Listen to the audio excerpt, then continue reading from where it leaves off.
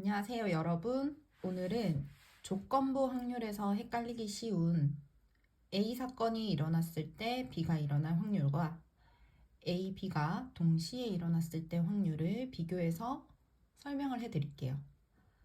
자, 우선 A가 일어났을 때 B가 일어날 확률은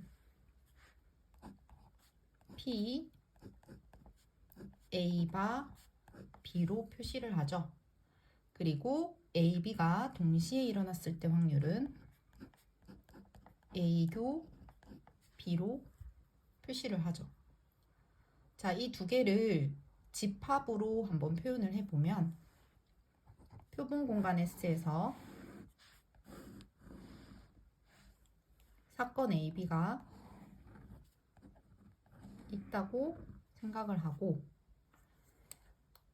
A 사건이 일어났을 때 B가 일어날 확률, 즉 A 사건이 일어났을 때 A 비율 중에서 B 사건은 교집합을 의미하죠. A교 B의 확률을 뜻합니다. A가 표본 공간이 된다는 거죠. 이와 다르게 A교 B의 확률은 마찬가지로 표본 공간 S에서 사건 A, B가 있을 때 전체 중에서 전체 표본 공간 분의 A, B가 동시에 일어날 확률이기 때문에 P, A교 B로 쓸 수 있습니다. 확률로 봤을 때는 P, A교 B는 결국 표본 공간의 확률이 1이기 때문에 P로 나타내는 건 사실 의미가 크게는 없겠죠.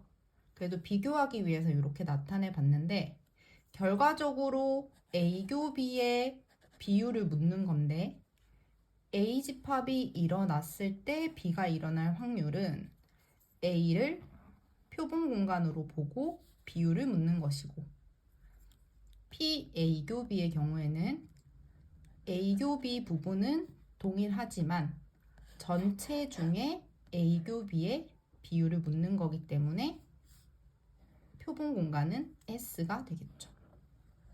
그래서 이 두 가지의 차이점이 있기 때문에 꼭 확실하게 짚고 넘어가 주길 바랍니다.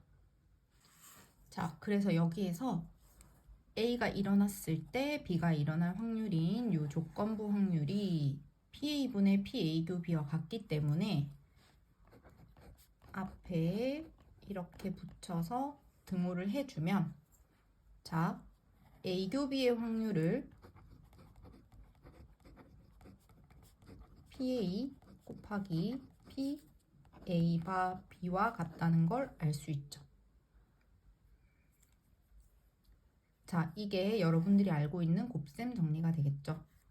A와 B의 교집합의 확률, 즉 전체에서 교집합이 차지하는 비율은 결국 전체에서 A가 될 확률에다가 A 중에 B가 일어날 확률을 곱해주면 된다는 뜻입니다. 반대로 B의 확률에다가 B가 일어났을 때 A가 일어날 확률을 곱해주게 되면 교집합의 확률이 된다는 뜻이죠. 이렇게 연결지어서 이해해주면 좋겠습니다. 자, 네, 그러면 실제로 실전 문제에 한번 적용해 보도록 할게요. 참고로 신사고 확률과 통계 교과서 중단원 문제입니다. 어느 학급에서 피아노를 배운 적이 있는 학생은 전체의 5분의 3이고 피아노를 배운 적 있는 여학생은 전체의 7분의 3이다. 이 학급에서 임의로 뽑은 한 명이 피아노를 배운 적이 있는 학생일 때 그 학생이 여학생일 확률을 구하시오. 자, 한글로 표현되어 있을 때는 잘 파악을 하셔야 되는데요. 우선은 문제에서 키워드 두 개가 보이죠. 피아노를 배운 적이 있다. 피아노라고 할게요. 얘를 사건 A라고 하겠습니다. 그리고 여학생의 사건이 있죠.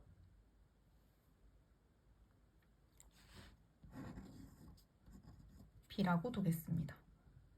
자, 그러면 이걸 바탕으로 표본 공간에 한번 표시를 해주면 피아노를 배운 사건이 A고 여학생 사건은 B라고 합시다.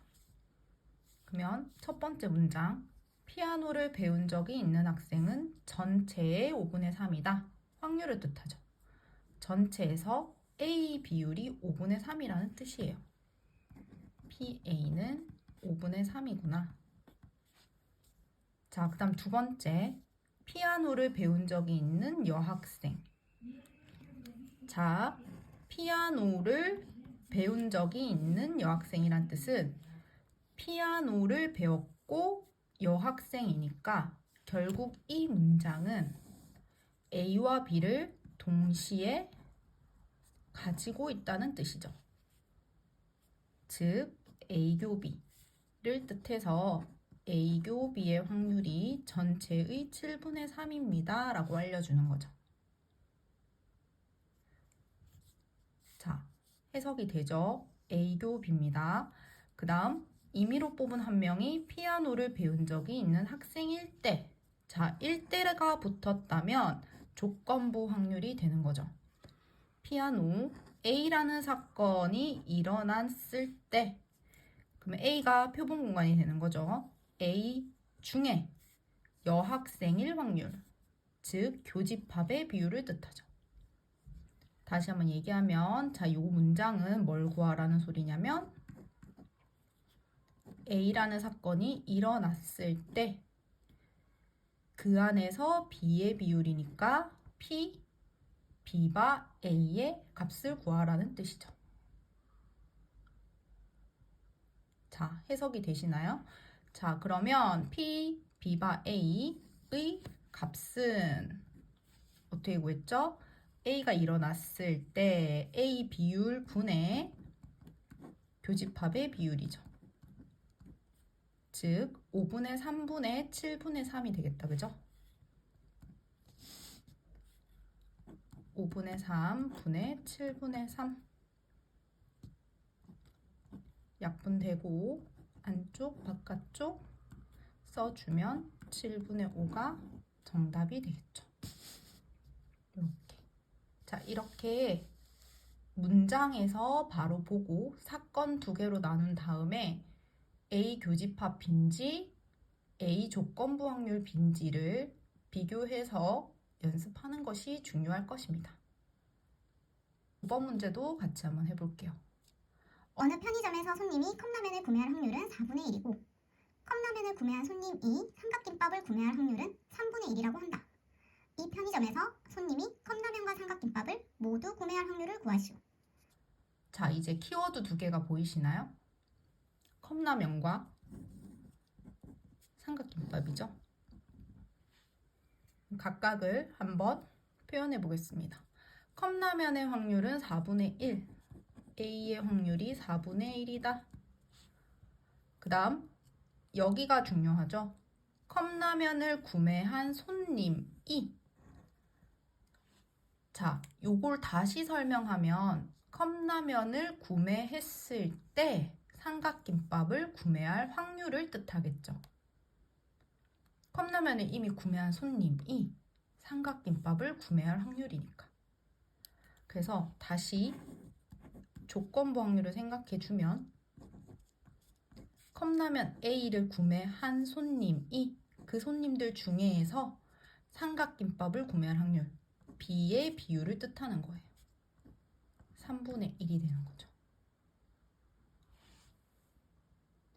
자, 이때 손님이 컵라면 A와 삼각김밥을 모두 구매할 확률. 자, 모두면 A와 B를 모두 구매했을 확률, 교집합 확률을 묻는 거죠. 자, 이거 어떻게 계산할까요? 우리 곱셈 정리해서 배웠죠? 우선 A의 확률이 나와 있으니 A 확률에다가 A 중에 B가 일어날 확률을 곱해주면 되죠. 4분의 1에 3분의 1이 곱해져서 12분의 1이 됨을 알 수 있어요.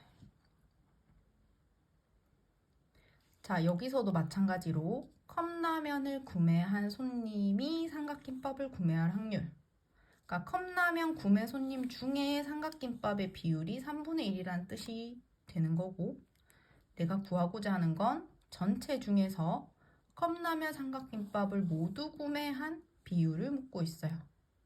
전체 중에 묻고 있는 것과 컵라면 구매자 중에 삼각김밥을 구매한 비율을 묻는 것. 두 개가 설명이 다르다는 거 눈에 띄죠?